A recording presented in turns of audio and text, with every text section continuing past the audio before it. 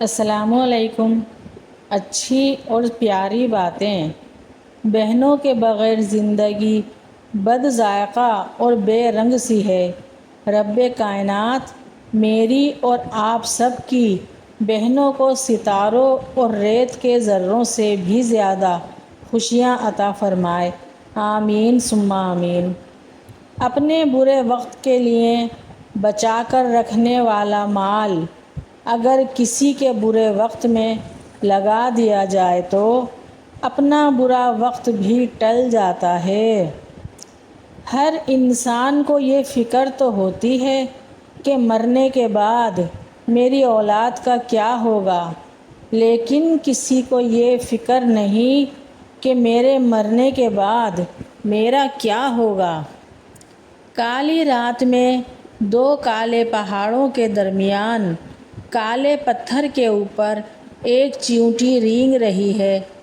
اس چیونٹی کے رینگنے سے جو نشان پڑ رہے ہیں اللہ تعالیٰ اس کو بھی دیکھ رہا ہے، تو کیا وہ تمہیں نہیں دیکھ رہا؟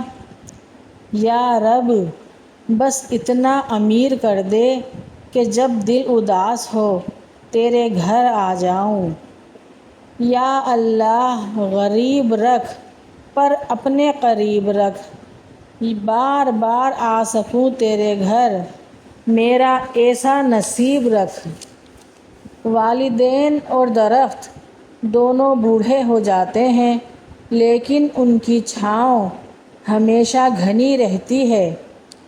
دوسروں کو اپنی دعاؤں میں یاد رکھنا بھی محبت ہے۔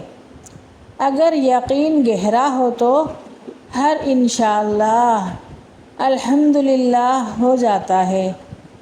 کچھ لوگ قسمت کی طرح ہوتے ہیں جو دعاؤں سے ملتے ہیں، اور کچھ لوگ دعاؤں کی طرح ہوتے ہیں جو مل جائیں تو قسمت بدل دیتے ہیں۔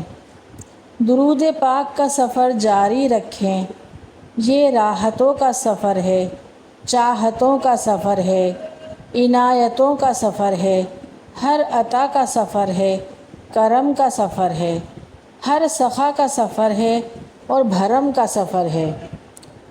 اللہ تعالیٰ کبھی بھی ایسی مشکل میں نہیں ڈالتا جس سے ہم نکل نہ سکیں۔ ہمیشہ کوئی نہ کوئی راستہ ضرور ہوتا ہے۔ دعا کریں وہ راستہ آپ کو نظر آ جائے۔ زندگی کو خوشگوار بنانے کے لیے ایک چھوٹا سا اصول اپنائیں۔ روزانہ کچھ اچھا یاد کریں، کچھ برا بھول جائیں۔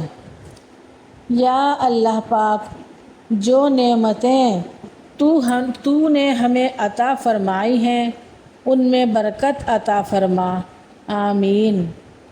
والدین کا ہاتھ پکڑ کر رکھیں، کسی کے پاؤں پکڑنے کی ضرورت نہیں پڑے گی۔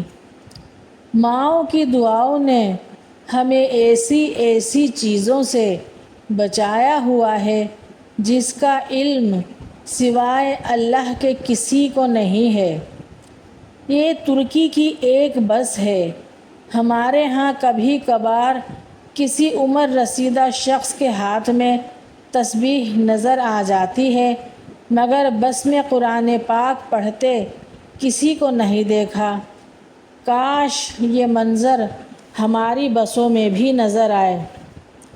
اللہ تعالیٰ کا ذکر اپنے ہاتھوں کی انگلیوں پر کیا کرو، کیونکہ اندھیری قبر میں یہ روشنی کا سبب بنیں گی۔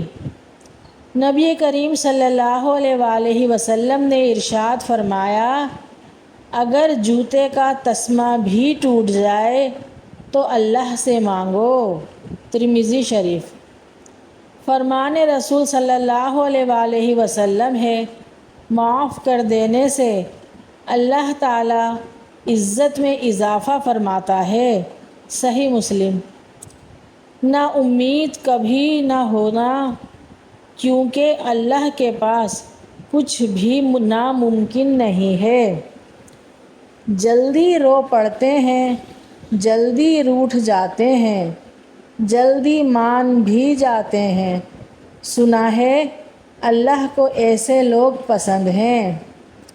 نبی کریم صلی اللہ علیہ وآلہ وسلم کا فرمان ہے، بلا شبہ انسان کا رزق اس کو موت سے بھی زیادہ شدت سے تلاش کرتا ہے۔ رسول اللہ صلی اللہ علیہ وآلہ وسلم نے ارشاد فرمایا، اللہ تعالیٰ فرماتا ہے، اے ابن آدم، تو خرچ کرتا جا، میں تجھ کو دیے جاؤں گا۔ رسول اللہ صلی اللہ علیہ وآلہ وسلم نے ارشاد فرمایا، ایک عورت کی بدکاری 1000 بدکار مردوں کی بدکاری جیسی ہوتی ہے، اور ایک نیک عورت کی نیکی 70 صدیقوں کی نیکی جیسی ہوتی ہے۔ کنز الاعمال۔ نبی کریم صلی اللہ علیہ وآلہ وسلم نے ارشاد فرمایا، آدمی کے جھوٹا ہونے کے لیے اتنا ہی کافی ہے کہ وہ ہر سنی سنائی بات کو آگے بیان کر دے۔ صحیح مسلم۔ رسول اللہ صلی اللہ علیہ وآلہ وسلم نے ارشاد فرمایا، جب اللہ تعالیٰ کسی بندے سے محبت فرماتے ہیں تو اسے نرم مزاج بنا دیتے ہیں۔ اے میرے مالک، ہمارے ویران دلوں کو قرآن کی محبت سے آباد کر دے۔ رسول اللہ صلی اللہ علیہ وآلہ وسلم نے ارشاد فرمایا، جس نے چھینک مارتے ہی الحمدللہ کہا، اسے پیٹ کی بیماری نہیں ہوگی۔ ابو داؤد کی حدیث۔ رسول اللہ صلی اللہ علیہ وآلہ وسلم نے ارشاد فرمایا، جو مومن مسلسل بیمار رہے اسے بخش دیا جاتا ہے۔ سبحان اللہ، سبحان اللہ۔ ہم نے تبصروں اور بحث میں پڑھ کر ہمیشہ ہی زندگی کا وہ حصہ برباد کیا جس میں ہم مسکرا سکتے تھے۔ دل سے کی ہوئی دعا پتھر بھی پگھلا دیتی ہے۔ تمہارا ایک رب ہے، پھر بھی تم اسے یاد نہیں کرتے، لیکن اس کے کتنے بندے ہیں، پھر بھی وہ تم کو نہیں بھولتا۔ سبحان اللہ۔ سکون انسان کا کمال نہیں بلکہ رب کی عطا ہے۔ الحمدللہ کہیے اور یاد رکھیے، آپ کی زندگی ہزاروں لوگوں سے بہتر ہے۔ بے شک جب پریشانیاں حد سے بڑھ جائیں تو استغفار کثرت سے کیا کریں۔